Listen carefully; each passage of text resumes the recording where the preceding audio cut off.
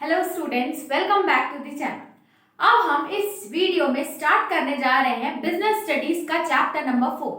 Chapter 3 तक हमने cover कर लिया है, सारे इंपॉर्टेंट डेफिनेशंस, मीनिंग, टर्म सब कवर कर लिए। अगर आपने उसको नहीं देखा है तो मैं प्ले लिस्ट को डिस्क्रिप्शन में डाल दूंगी, उसको आप कंप्लीट कर लीजिए। तो नेक्स्ट हमारा इंपॉर्टेंट चैप्टर आता है प्लानिंग। प्लानिंग बहुत ही इजी चैप्टर है, इसमें आपको ज्यादा कुछ नहीं पढ़ना है। फीचर्स, इंपॉर्टेंस, लिमिटेशंस और स्टेप्स कुछ पढ़ने हैं, बहुत ही सिंपल है, इजी तरीके से। तो चलिए स्टार्ट करते हैं कि पहले आता है हमारा मीनिंग ऑफ प्लानिंग। पहले स्टार्टिंग में हम लोग चैप्टर देखेंगे what does the term planning means, मतलब प्लानिंग को डिफाइन कैसे करते हैं।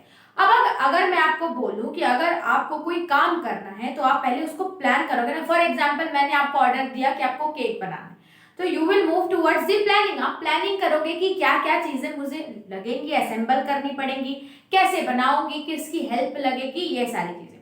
वैसे ही अगर बिजनेस स्टार्ट करना है तब आइडिया के बाद जो वेरी फर्स्ट स्टेप आता है वो होता है प्लानिंग का। तो चलिए डेफिनेशन देखते हैं, आपको समझ में आ गया होगा। मीनिंग बहुत ही सिंपल है। प्लान करना मतलब कि कोई अगर हमें काम करना है तो उसमें हम लोग प्लानिंग करते हैं कैसे करना है। वही हम लोग को बिजनेस के टर्म्स में अगर बिजनेस करना होता है तो कैसे प्लानिंग करें। डेफिनेशन क्या बोलती है? Meaning of the planning says thinking in advance. कोई काम करना है तो पहले सोचेंगे what is to be done, क्या करना है, how it is to be done, कैसे किया जाएगा, क्या करना है, कैसे किया जाएगा, and by whom it should be done, और कौन ये करेगा। तो पूरा बिजनेस के लिए तो ये तीनों क्वेश्चंस जो हैं बहुत ही इंपॉर्टेंट है। तो आप तीनों को ऐसे फ्रेम कर सकते हो कि thinking in advance, what is to be done, by whom it is to be done and how it is to be done। बहुत ही सिंपल है। उसके बाद बहुत सारी डेफिनेशन दी गई है प्लानिंग की, आप उसमें से देख सकते हैं। अगर आप ये भी डेफिनेशन लिखेंगे तो वेल एंड गुड, मीनिंग तो सेम ही निकल रहा है ना। अब नेक्स्ट बोलता है कि जो प्लानिंग में इंपॉर्टेंट एक टर्म है हमारा, एक और डायमेंशन है प्लानिंग में, वो है टाइम। टाइम प्लानिंग में बहुत ही ज्यादा इंपॉर्टेंट रहता है। क्यों? क्योंकि जो हम लोग प्लानिंग करते तो अगर उसमें कोई टाइम बाउंडेशन ना हो तो वो पर्सन प्लान करता ही जाएगा। तो planning is carried with keeping in mind the time also. Time को भी देखना है, आप अपने आंसर में लिख सकते हैं। और उसके बाद जो एक बिजनेसमैन रहता है वो पहले ही प्लान करता है क्या क्या उसके गोल है। गोल को अगर वो डिसाइड करने के बाद वो plan step by step plan करता है और अचीव करता है। इसमें आप ये भी बोल सकते हो कि प्लानिंग एक ऐसा स्टेप है बिजनेस को कैरी आउट करने का जो कि हर लेवल, हर स्टेज में जरूरी है। क्योंकि ऐसा नहीं है ना कि एक बार आप प्लान करके छोड़ दोगे। तो planning is required at every stage of business. उसके बाद एक और आप लिख सकते हो कि प्लानिंग क्लियर्स द गैप। बोल सकते हैं कि ये जो gap between where we are standing and where we want to reach, उसके बीच में जो गैप रहता है उसको कौन हटाता है? प्लानिंग। अभी हम कहाँ खड़े, फॉर एग्जाम्पल अगर कोई हार्ड ब्रिज क्रॉस करनी है और बहुत ही कम रिसोर्सेज है जिससे आप उसको क्रॉस करें, तो पहले आप मिलकर where we are standing stand करें। अगर हमको कुछ अच्छा अचीव करना है तो will go on planning, making policies, terms, और उसके बाद हमें कहाँ जाना है, इसके बीच का गैप कौन रिमूव करता है? प्लानिंग। सिंपल था। उसके बाद अगर मैं देखूं कि प्लानिंग को विद टाइम के साथ अगर हम लोग कंसर्न करते हैं तो उसकी एक और डेफिनेशन बन जाती है। आप उसको ऐसे भी लिख सकते हो। आप पढ़ते हैं डेफिनेशन क्या बोलती है? सी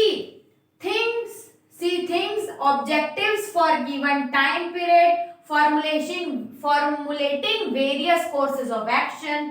क्या है? जो भी चीजें हैं उसको हम लोग को टाइम के अकॉर्डिंग उसको देखना है। क्योंकि अगर कम टाइम लग रहा है तो हम लोग उस हिसाब से प्लान करेंगे। उसके बाद टाइम के अकॉर्डिंग हमने प्लान किया, मान लो अगर वेडिंग ही प्लान करनी है तो प्रपोज डेट के हिसाब से आप प्लानिंग करते हो। उसके बाद आता है कि उस हिसाब से क्या क्या काम करने पड़ेंगे, formulating various course of action to achieve them. उसके बाद आता है selecting the best possible way, कैसे कर सकते हैं, कब तक करना है और बेस्ट वे क्या होगा। ये तीनों भी मिलकर डेफिनेशन बनाते हैं प्लानिंग की। बहुत ही सिंपल है, आप लिख सकते हो। उसके बाद नेक्स्ट इंपॉर्टेंट आता है features of planning. Features of planning बहुत ही सिंपल है, 7 है। ये आपको केस स्टडी में भी पूछेगा, तो जरूरी नहीं है आप सब चीज को याद करो। प्लानिंग को अगर आप इमेजिन करोगे कि प्लानिंग क्या होता है, उसी से ही उसके फीचर्स कुछ कुछ तो आपको याद हो जाएंगे। जैसे कि अगर मैं बोलूँ ये मार्कर है, अगर मैं आपको बोलूं आंख बंद करके मार्कर कैसा दिखता है बताओ, तो आप इजीली बता दोगे। ब्लू कलर की कैप है, व्हाइट कलर की बॉडी है, इंक ब्लू कलर की है, अंदर कुछ मटेरियल रहता है, इसमें इंक डालते हैं। वैसे ही आपको प्लानिंग को इमेजिन करना है कि क्या क्या करते हैं, फीचर्स अपने आप ही उसमें आते जाते हैं और आपको ज्यादा रटने की जरूरत नहीं पड़ती। तो देखते हैं लाइन बाय लाइन। पहला हमारा फीचर ये बोल रहा है planning contributes to the objective. बहुत ही इजी है, हमारा ऑब्जेक्टिव है, कोई भी गोल है काम करने का, और अगर प्लान्स रहते हैं तो plans make us to wipe out the way between where we are and where we want to reach. मतलब जो हमारा ऑब्जेक्टिव है उसको इजीली रीच करने में प्लानिंग हमारी हेल्प करता है। और प्लानिंग करते करते हम लोग इजीली आइडेंटिफाई कर लेते हैं कि हमारा ऑब्जेक्टिव क्या है। फॉर एग्जांपल, अगर किसी बिजनेस को ऑर्डर मिलता है 500 पैकेजेस मैन्युफैक्चर करने का, तो वो पहले क्या करेगा, प्लान करेगा, कौन कैसे करेगा, कौन सा डिपार्टमेंट क्या करेगा, फिर वो अपने ऑब्जेक्टिव को अचीव करेगा। फिर आता है planning is primary function of management. ये तो और ज्यादा इजी है। कुछ भी अगर हम लोग काम करते हैं, तो अगर बिजनेस खोलने वाले तो आप प्लान करोगे ना, कहाँ उसका लोकेशन होगा, क्या क्या बनेगा, कैसे प्रोडक्ट बनेगा, कितने एम्प्लॉयज होंगे। भाई एम्प्लॉयज का भी तो डिपेंड करता है प्लानिंग पे ही। अगर मेरे पास ऑब्जेक्टिव है कि मैं इतने मैन्युफैक्चर करना है, उस हिसाब से मैं स्टाफिंग करूंगी। तो हर लेवल में ये इम्पोर्टेंट और प्राइमरी इसीलिए क्योंकि बिना प्लान्स के हम काम नहीं कर सकते ना। जब हमारे पास कोई प्लान नहीं होगा, गोल नहीं होगा, तो how we are going to work. उसके बाद नेक्स्ट आता है परवेसिव। परवेसिव का मतलब होता है needed at all levels of management. इसका मतलब कि जो प्लानिंग है वो परवेसिव है, कि वो हर लेवल ऑफ मैनेजमेंट एवरीवेयर, कभी भी कोई भी स्टेज ऑफ बिजनेस में रिक्वायर्ड होता है। जैसे कि टॉप लेवल को प्लानिंग करनी होती है कि उनको मिडिल लेवल या लोअर लेवल से क्या करवाना है। मिडिल लेवल को प्लानिंग करनी पड़ती है कि उनको कैसे अपना टारगेट्स लोअर लेवल से अचीव करवाना पड़ता है। और लोअर लेवल को भी प्लानिंग करनी पड़ती है कि कैसे वो अपना काम मिडिल और हायर लेवल को कंप्लीट करके दे। तो ये है ना कि हर जगह रिक्वायर्ड। उसके बाद आता है प्लानिंग इज फ्यूचरिस्टिक। ये भी बहुत इजी है। प्लानिंग इज फ्यूचरिस्टिक इसीलिए क्योंकि we make plans for future. कि देखो अभी जैसे कि मैंने प्लान बनाया, नहीं मुझे पता है आगे जाके किसी चीज का या किसी प्रोडक्ट का प्राइस हाई होने वाला है, तो मैं रॉ मटेरियल लेके आऊंगी, तो उसको स्टोर करने के लिए कैसे उसको यूज करना है, I have to make prior planning मुझे करनी पड़ती है। तो अगर फ्यूचर एस्पेक्ट को देखते हुए कैसे उसको अचीव करना है, तो ये प्लान बाय प्लान हम लोग करते हैं। इसीलिए प्लानिंग को फ्यूचरिस्टिक बोलता है, because we work for the future, we have to achieve our objective, इसीलिए हम लोग इसको फ्यूचरिस्टिक। फिर आता है planning is continuous process. Continuous process भी बहुत इजी है।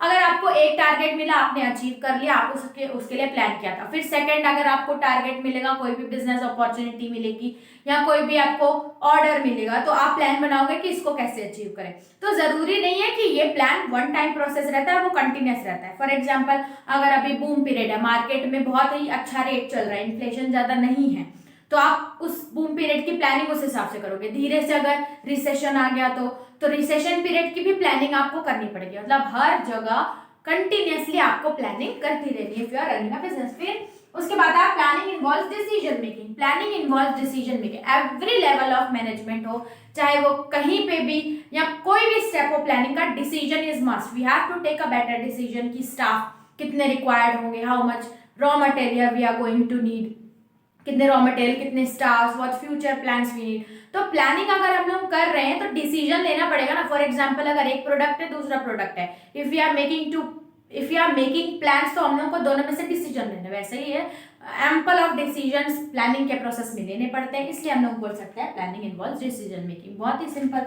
उसके बाद planning is mental exercise. Planning is mental exercise इसीलिए बोलते हैं क्योंकि एक बिजनेसमैन या मैनेजर को कंटिन्यूसली प्लान करते रहते हैं कि और क्या अपॉर्चुनिटीज और क्या अल्टरनेटिव्स वो लेके आ सकता है। इसीलिए इसको मेंटल एक्सरसाइज, मतलब the manager keep storming his brain को वो स्ट्रॉन्ग करते रहता है, न्यू आइडियाज लेते आता है, और अगर कुछ अप्स एंड डाउन्स होते हैं तो वो नेक्स्ट प्लान बनाता है। तो दैट इज वाई हर जगह प्लान बनाना है, हर टाइम प्लान बनाना है, डिसीजन मेकिंग करना है, इसीलिए planning is known as a mental exercise.